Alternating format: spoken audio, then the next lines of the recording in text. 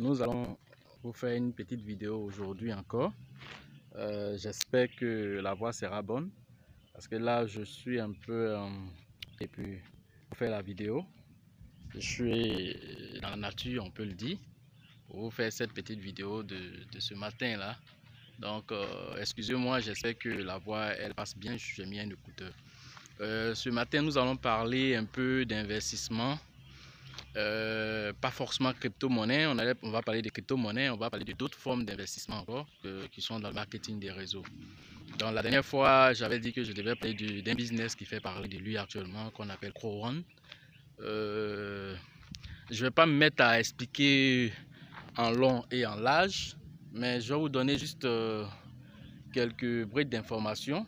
Et le reste, vous pourrez avoir plusieurs autres vidéos ailleurs pour plus d'autres informations, ou bien me prendre en inbox, en WhatsApp pour plus d'autres informations. Mon objectif n'est pas celui-là en tant que tel, c'est de vous parler de la crypto-monnaie. Mais je vais vous parler de ça parce qu'il faut multiplier un tant soit peu ces investissements dans plusieurs branches. Nous avons commencé nos formations dans le marketing des réseaux. C'est le marketing des réseaux qui nous a formés. Tous ceux qui ont fait Profit 25 en son temps, tous ceux qui ont fait, je ne sais pas, quel autre business, Beyond Push en son temps, tous ceux qui ont fait Solid Trust Pay, en fait plein de business nous avons fait en ligne. D'autres ont marché, d'autres n'ont pas marché, mais tout ça, ça nous a formés. Et je tire déjà mon chapeau à un des leaders en Côte d'Ivoire ici, le leader CIB, Olivier, qui a été l'un de mes premiers formateurs en tout ce qui concerne la formation en marketing des réseaux, et surtout concernant vraiment comment faire, comment on appelle, l'affiliation, comment faire des requêtes à une administration, et voyant que toutes ces administrations c'était des administrations où il fallait les contacter en anglais. Et je me rappelle bien en son temps que quand on avait un problème sur un compte, il disait bon, il faut te débrouiller, hein, il faut te débrouiller, mais c'est en anglais, c'est écrit. C'est en anglais, c'est écrit. Il dit mais si c'est en anglais, il y a Google Traduction, va te traduire là-bas ce que tu as envie de dire, puis tu l'as envoyé. Il dit mais toi tu es mon leader, tu dois m'aider. Il dit non, il faut apprendre. En son temps, je trouvais qu'il était un peu trop rigoureux avec moi. Mais aujourd'hui, je lui tire le chapeau parce qu'il m'a poussé à apprendre en fait. Il m'a poussé à apprendre. J'ai affronté ces administrations en anglais, en partant traduire, revenir, les écrits, ils ne répondent pas. Tu les écris 1000 fois, ils vont répondre. Ils vont te dire fais ceci. Il vient, il dit toi-même il faut écrire. Donc au fur et à mesure, on a appris à vraiment se former nous-mêmes. Et je lui tire le chapeau pour cela en fait. Il m'a formé dans ce sens et par la suite, maintenant, nous, on a pris le relais. Donc, c'était déjà lui tirer le chapeau pour ça. Pour vous dire à vous qu'on peut vous donner des pistes de formation, mais vous-même, vous devez aller au charbon pour apprendre, pour que demain, vous deveniez des champions vous-même. Il y a ceux qui font du développement personnel, il y a un livre qu'on appelle Conversation avec Dieu. C'est aussi en audio, hein, c'est un livre, mais dans ce livre-là, ça parle de spiritualité et tout ça, mais il y a une phrase qui est dit dedans qui me plaît bien. On dit, en fait, quand vous êtes leader, il ne s'agit pas de former juste des fioles, non. Il faut former vous-même des leaders. C'est-à-dire, moi, je suis leader aujourd'hui, c'est parce que c'est un leader qui m'a formé, je suis devenu leader aujourd'hui. Vous comprenez? Donc moi, ma mission que j'ai, c'est pas de former des fioles, mais juste des fioles qui deviennent des leaders. Voilà mon objectif que je recherche. Donc c'est ce que vous devez comprendre. Donc vous ne devez pas juste vous contenter de ce qu'on vous donne. Vous partez au charbon pour chercher la suite. Voilà ce que je voulais vous dire en ce qui concerne la formation. Elle est très importante. Et c'est la formation qui vous libère. Voilà. Pour revenir à ce que je disais, Crowrun par exemple, je ne vais pas rentrer dans tous les détails. Déjà, comprenez d'abord que c'est une entreprise comme toute autre de marketing des réseaux. Mais eux, ils ont choisi par exemple le chemin de l'affiliation. L'affiliation, c'est quoi? C'est-à-dire, c'est comme si c'était des commerciaux. Mais des commerciaux, pas pour des individus en tant que tels, mais pour des entreprises. C'est-à-dire, ils ont choisi les entreprises de jeux virtuels, les jeux en ligne, les jeux vidéo. Donc, ils cherchent des clientèles, la clientèle pour ces entreprises-là. Et donc, quand ils cherchent la clientèle pour ces entreprises vont leur verser un certain montant. Voilà, donc pour ce travail qui a été abattu, ce gros travail qui a été abattu. Et donc, en retour, ceux qui sont membres de Pro1, ils partagent une partie de ces, comment on appelle, de cet argent-là avec leurs membres. Maintenant, comment faire le partage? Ils ont mis en place des packs qui vont de 80 100 000 à plus d'1 800 000 le pack. Voilà, en fonction de la méthode de paiement, si c'est du Bitcoin, si c'est quoi. En tout cas, le petit pack, ça part de 80 000 à 100 000 par là. Et puis ensuite, il y a celui de 230, 240 000, bon, ainsi de suite. Ça est sur le compte là-bas, et ceux qui veulent plus de détails, on va en parler. Ce n'est pas l'objectif. L'objectif, c'est vous d'expliquer ce qu'ils font. Donc, comment ils partagent leurs revenus? Les revenus sont partagés grâce à des actifs numériques. Ce n'est pas des actions en fait, mais par abus de langage, les gens disent des actions. Il faut éviter cela parce que l'entreprise tient beaucoup à sa crédibilité, l'entreprise tient beaucoup au thème, parce que les thèmes engagent. Quand vous dites action, action c'est un droit de propriété. Ça veut dire que vous avez construit votre école, ou l'école dans laquelle je suis ici, c'est comme quelqu'un a construit ça, et puis du coup, vous dites que, la personne vous dit que bon, payez tel montant, vous devenez actionnaire. Si vous payez 10 000 francs, vous avez une part d'action. Ça veut dire quoi? Vous êtes propriétaire comment on appelle, de l'école aussi. Voilà ce que ça veut dire. Mais ici, vous n'êtes pas propriétaire de Pro1, hein. Vous êtes juste un membre qui a payé un pack, un membre qui a travaillé à envoyer aussi d'autres membres. Et donc, du coup, on vous donne juste, c'est comme si c'était une récompense. Prenez les actifs là comme une récompense qu'on vous donne. Et ces récompenses, ça vous donne droit en fonction, par exemple, de l'actif numérique que vous avez. Ça vous donne droit à avoir un certain montant relatif à cela. C'est comme on peut dire, un actif numérique te donnera par exemple 0,01 €. Donc si tu en as 100, si tu en as 1000, quand sera le moment de partager ces revenus-là, on va vous donner le montant équivalent. Ça ressemble un tant soit peu, hein, je vous l'avoue, ça ressemble un tant soit peu à la même chose que des actions.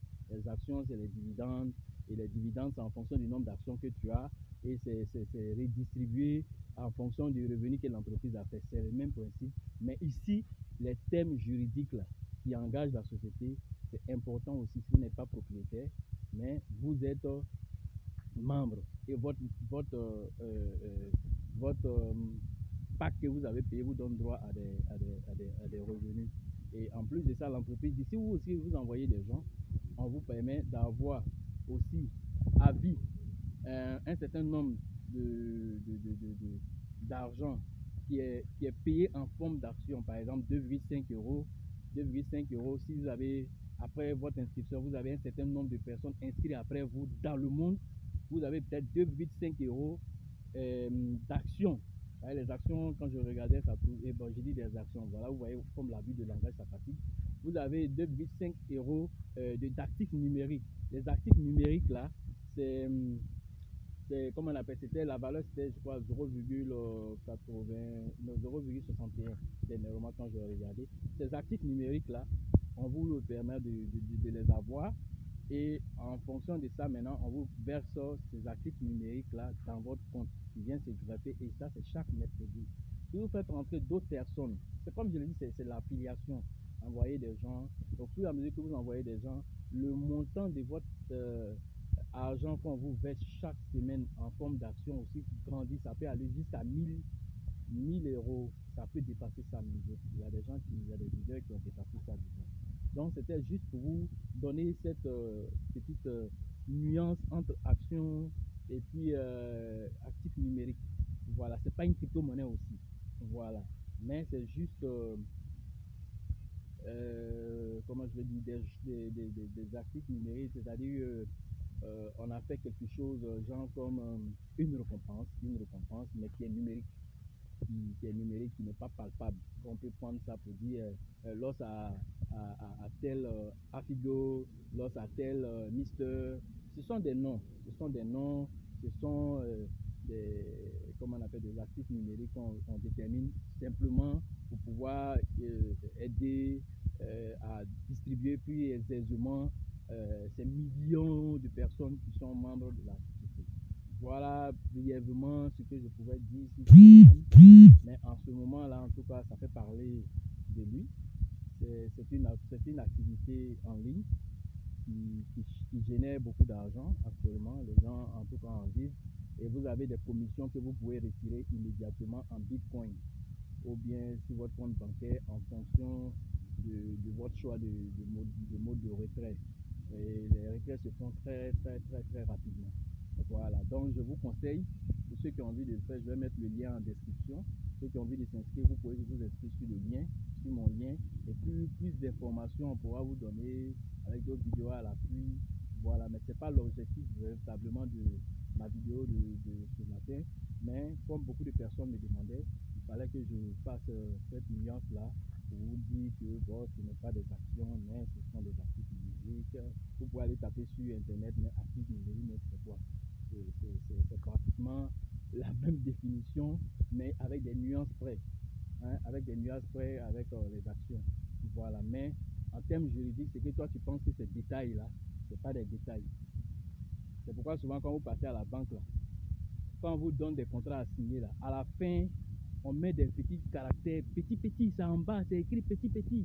Si tu ne prends pas la peine de lire ce qui est écrit petit, là, demain tu viens, tu dis quelque chose, on te dit, mais on t'a dit que ce que tu étais en train de souscrire là, l'assurance que tu étais en train de souscrire, voici les conditions. Mais je n'ai pas vu ça quand j'ai lu, mais c'est écrit là. Mais est-ce que ce n'est pas écrit? Mais c'est fait exprès pour être écrit en petits caractères. C'est fait exprès pour être écrit en petits caractères. Là, tu n'as pas prêté attention. Voilà, donc tout ça, c'est des systèmes. C'est des systèmes. Donc, je vous dis tout ça pour que vous soyez très vigilants, pour que vous preniez soin de savoir coacher les gens, dire les choses telles qu'elles sont, pour que les personnes qui viennent vers vous soient à l'aise. Sinon, c'est une bonne activité qui fait parler d'elle actuellement. Et je vous conseille, en termes de diversification d'activités, de pouvoir le faire, en termes de diversification d'activités, de pouvoir le faire.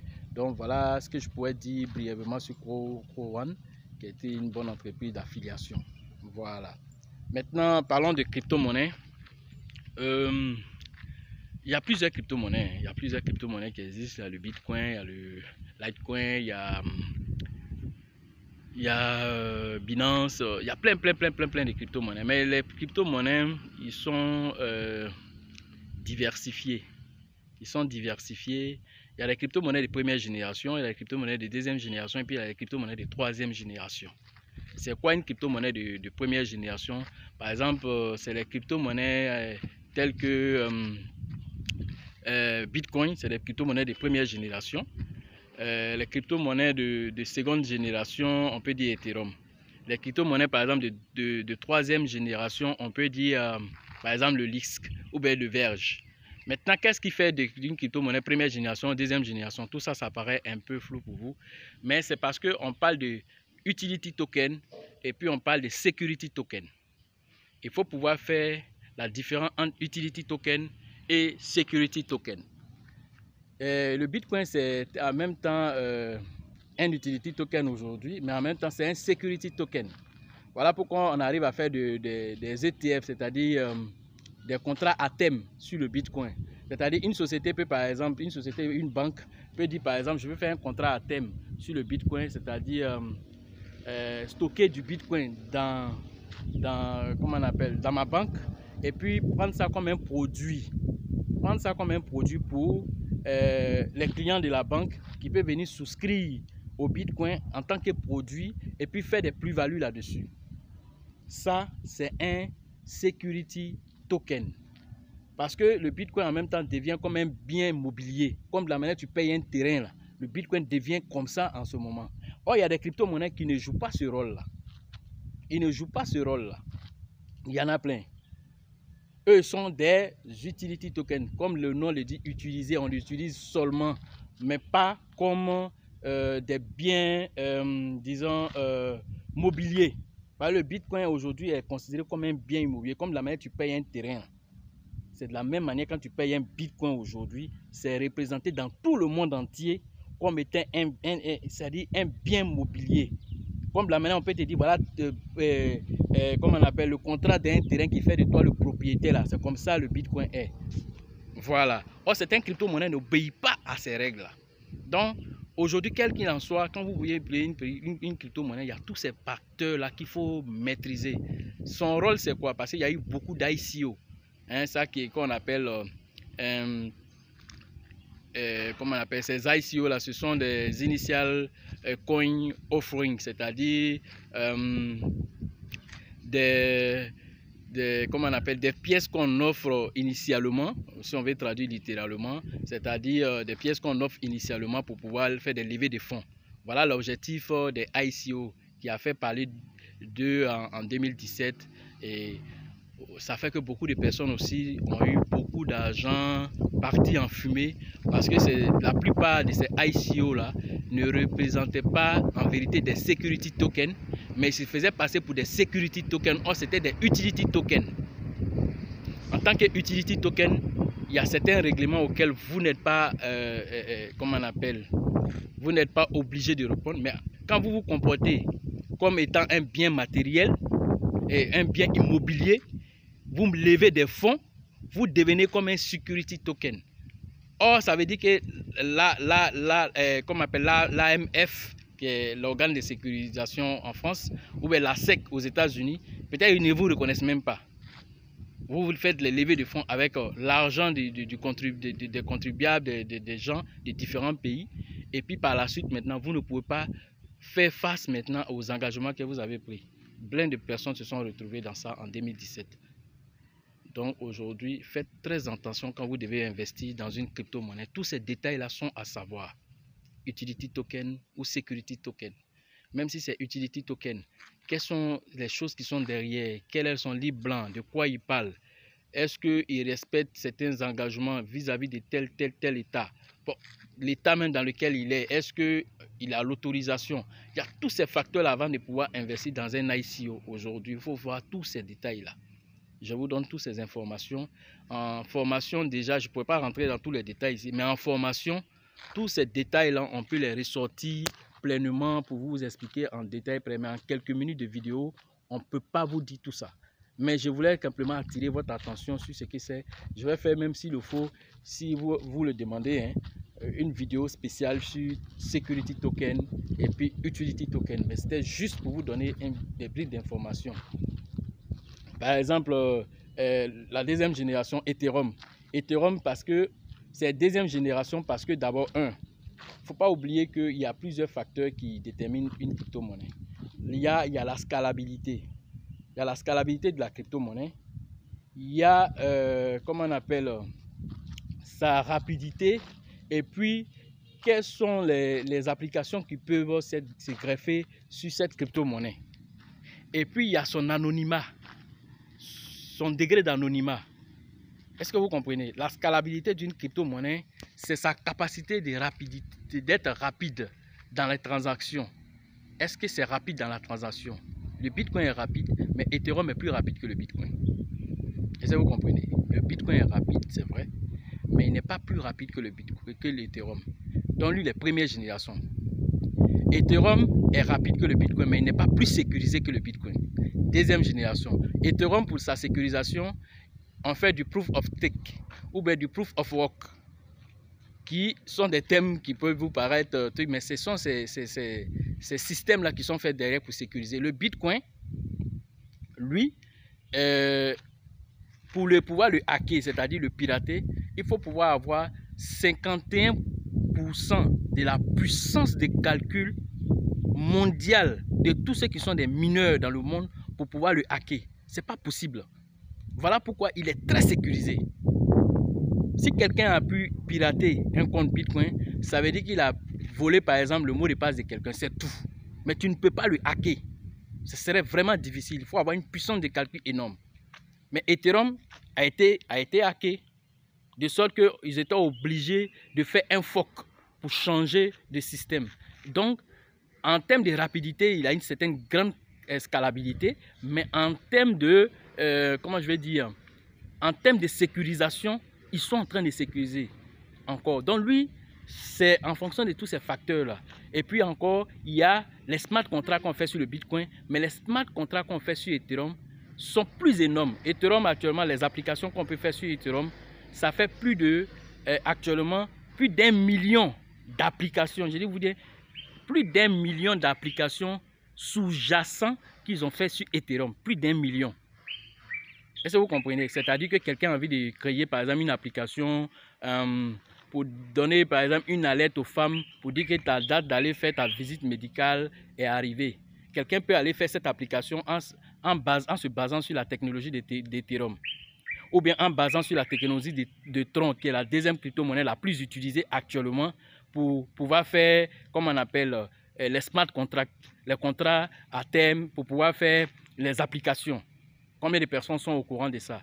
Même le dernier Samsung qui va sortir, le Samsung 10, S10, ils vont utiliser l'application de Tron. Ils vont utiliser l'application de Tron pour pouvoir mettre un jeu dans comment on appelle, dans ce téléphone mobile là qui vient. Et vous voyez, Tron vient d'arriver il n'y a pas longtemps. Hein. Mais voilà déjà qui s'est imposé. Voilà une des crypto-monnaies que beaucoup de personnes ne savent pas. Et vous voyez, donc avec nos petites vidéos que nous faisons comme ça, on vous donne certains brides d'informations, pêle-mêle.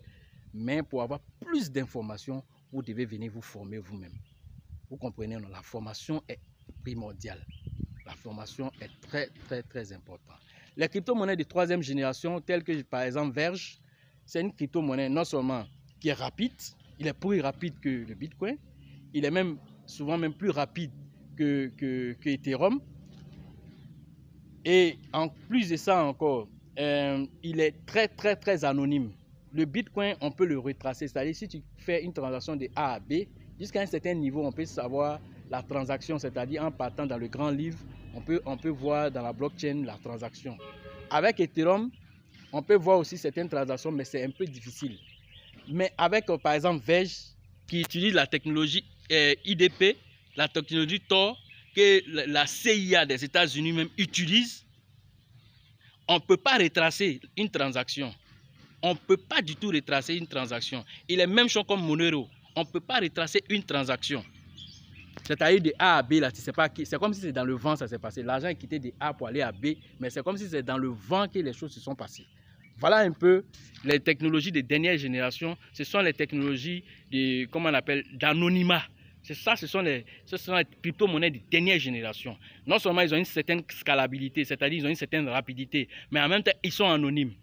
Et maintenant, ce qu'ils doivent faire maintenant, c'est le côté sécuritaire. Le côté sécuritaire, c'est-à-dire pour être hacké. Parce que souvent, tu ne peux pas avoir les trois. Tu ne peux pas avoir la rapidité. Tu ne peux pas avoir en même temps la facilité d'être anonyme. Vous comprenez? Vous ne pouvez pas avoir les trois en même temps.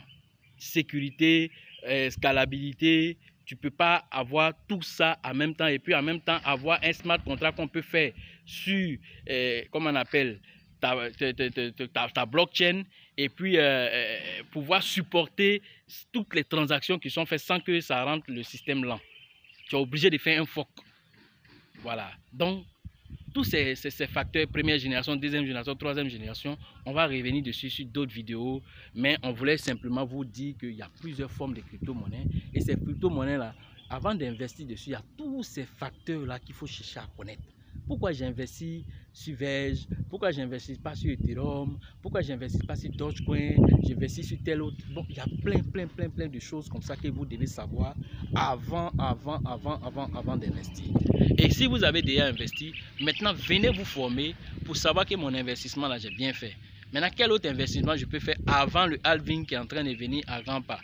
Nous sommes dans une phase très haussière cette année-là et nous prions Dieu que cette phase-là continue et que le Bitcoin dépasse son record de 2017 qui était de 20 000 $. Et on s'attend en tout cas, tous les experts s'attendent à plus que 20 000 $ cette année-là. Vivement que cela arrive, vivement que tous ceux qui ont été en avant-garde aujourd'hui en investissant dans la crypto-monnaie vraiment s'en sortent avec beaucoup d'argent. Je vous encourage à le faire. Parce que n'oubliez pas que la crypto-monnaie représente, c'est-à-dire tous ceux qui sont intéressés par la crypto-monnaie, c'est-à-dire que c'est 1% de la population mondiale qui a l'information sur la crypto-monnaie. Je dis bien 1% de la population mondiale.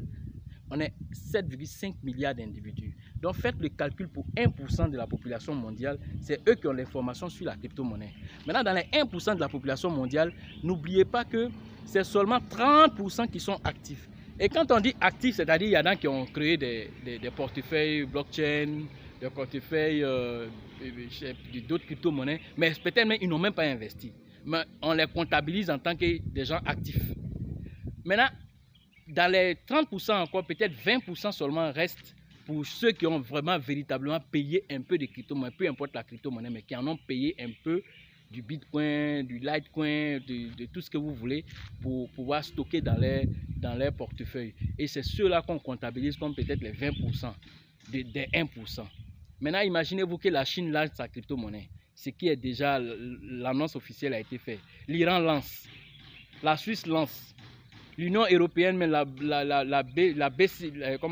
Banque centrale européenne, qui est en train de faire l'euro numérique, lance les crypto-monnaies. Et que tous les pays qui sont membres aussi commencent à faire leur propre crypto-monnaie. Il y a 19 pays qui sont en train de se préparer pour lancer les crypto-monnaies.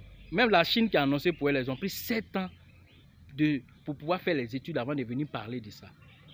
Et puis sachez qu'en Chine, là, celui qui possède un bitcoin, c'est considéré là-bas comme un bien immobilier. Ça a été donné juridiquement en Chine.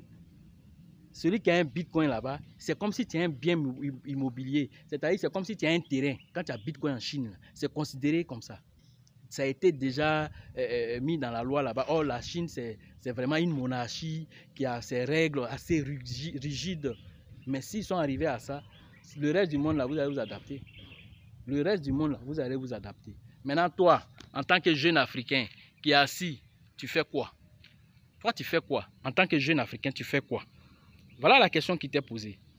Tu vas t'asseoir pour attendre que tout ça là arrive, que MTN Coin arrive, que Orange Coin arrive, que Move Coin arrive, et puis maintenant tu deviens juste un utilisateur, ou bien tu vas être un investisseur. Et puis demain te prendre en charge, et puis demain les autres qui te voient aujourd'hui comme un fou. Oui, effectivement, tous ceux qui font la crypto-monnaie, on vous voit comme des fous. On dit voilà des gens qui sont fous. Oui, je préfère qu'on soit 10 millions de personnes, 20 millions de personnes à être fous, que d'être des milliards à être fous. Mais des milliards à être fous pour la même chose qu'on fait tous les jours. Peut-être tu as 20 ans, tu as 30 ans aujourd'hui, c'est le même système qui est là. Aujourd'hui, il y a un nouveau système qui est là. Il faut être parmi les précurseurs, il faut être parmi ceux qui sont en train de tracer le chemin de vie de ceux qui vont venir, les 1 milliard, les 2 milliards qui sont derrière là, qui vont venir utiliser là. Il faut être parmi ceux qui ont tracé le chemin. Il faut être parmi ceux de ton village qui vont dire, ah lui là, il a cru en la crypto-monnaie il y a 10 ans derrière. Voilà de quoi on est en train de parler. Pendant que c'était rien, comme Orange Money, il y a 10 ans derrière, si on disait à quelqu'un, Orange Money là, toi tu vas utiliser ça dans ton village, tu vas faire ceci, tu vas faire cela. Tu allais dire quoi? Que, ça c'est les conneries. Nous tous on passait par la gare pour envoyer par la poste. Voilà la poste qui est en train de disparaître aujourd'hui. Ils sont obligés de se muter aujourd'hui. Pourquoi? Oh, c'est eux qui avaient le monopole. Mais aujourd'hui, personne ne fait rien à la poste. On ne fait rien à eux. Pourquoi? Parce que Orange Money, la Move Money est là dans tous les villages. Mais si quelqu'un venait te dire en son temps, il faut devenir actionnaire d'Orange. Parce que bon, demain, tu vas voir que tout le monde va utiliser ça. Tu vas dire que c'est la connerie. Mais aujourd'hui, à part Orange, il y a plusieurs autres sociétés aujourd'hui comme Paycap qui sont en train de se développer. Toi, tu fais quoi? Est-ce que tu as payé un P? Tu crois ou tu ne crois pas? Mais il faut payer un P. Si demain c'est propre, là, tu as un P dedans. Hein? Frika Coin, là, ça y est là. Tu as fait quoi pour ça? Zéro. Tu n'as même pas payé petit pour déposer. C'est bon, ouais. Les Africains qu'on fait, oui, ils font les bêtises, on est au courant. Mais est-ce que tu as payé un peu pour déposer? Zéro. Hein? Bon, il y a plein de choses comme ça qui sont là. Ce que tu peux faire, à faire. Il ne faut pas qu'on vienne te raconter. Il faut faire. Ce que toi, ta possibilité, ça y est, tes finances te permettent de faire sans te mettre en danger, tu le fais. Vraiment, voilà ce que je pouvais vous dire aujourd'hui. Je vous ai parlé de Crowan, je vous ai parlé de certaines crypto-monnaies, j'ai parlé de Security Token, de Utility Token. Et je vous ai donné tous ces briques d'informations là. Sachez à la fin de tout ça qu'il faut se former. Et donc, en description, vous avez toujours mon contact WhatsApp, mon contact, mon mail aussi pour ceux qui veulent aussi, pour rentrer en contact, pour avoir plus d'informations sur toutes ces activités. Mais ne mettez pas tous vos œufs dans le même panier, c'est ce que je peux vous dire en définitive. Et comme Pablo Escobar le disait,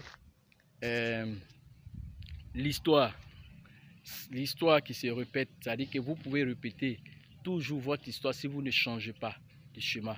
Si vous ne changez pas, vous allez toujours répéter votre même histoire et vous allez vous en prendre toujours aux autres. Si vous comprenez. La maman de Pablo Escobar lui disait que c'est-à-dire que Pablo Escobar c'est l'un des plus grands trafiquants là. J'ai regardé le film et puis sa maman, il a volé à l'école et puis ils l'ont attrapé, ils l'ont frappé. Quand on l'a envoyé devant sa maman dit comment tu as fait puis ils t'ont attrapé. Ah vraiment il a commencé à expliquer. Mais il dit à sa maman mais vraiment maman je vais plus reprendre. Sa maman dit peu importe ce que tu fais, si tu choisis de faire là, il faut être le meilleur dedans. Si on t'a attrapé ça veut dire que tu n'es pas meilleur. Il faut t'arranger pour être le meilleur dans ce que tu es en train de faire. Je ne dis pas de voler comme Pablo Escobar, mais c'est la puissance que sa maman lui a donnée déjà depuis l'enfance là. Et c'est ça qu'il a fait pour devenir le plus grand dealer de tout le temps. Comme aussi Luther King le disait, si tu es juste un balayeur, fais l'effort d'être le meilleur balayeur dans ton secteur. De sorte que le jour où tu ne seras pas là, on puisse dire oui, vrai, aujourd'hui il y a des gens qui balaient, mais quand Loss était là, il était le plus grand balayeur de son temps. Quand Norbert était là, c'était le plus grand balayeur de son temps. Quand Yeo était là, c'était le plus grand balayeur de son temps. Quand Dacha était là, c'était le plus grand balayeur de son temps. Voilà de quoi on parle. Et je fais aussi un coucou à tous les leaders qui ont commencé à m'envoyer des félicitations pour vous dire que nous sommes ensemble. Et si vous avez des sujets particuliers aussi, vous m'envoyez et puis bon, je vais faire des recherches dessus et puis je vais vous faire des vidéos dessus. Continuez à partager les vidéos, cliquez sur la notification d'abonnement pour que nous aussi, au fur et à mesure, ça nous encourage aussi et puis ça nous pousse aussi à aller plus loin, chercher des informations pour vous. Vraiment, c'était votre coucou du samedi et bon week-end à tous.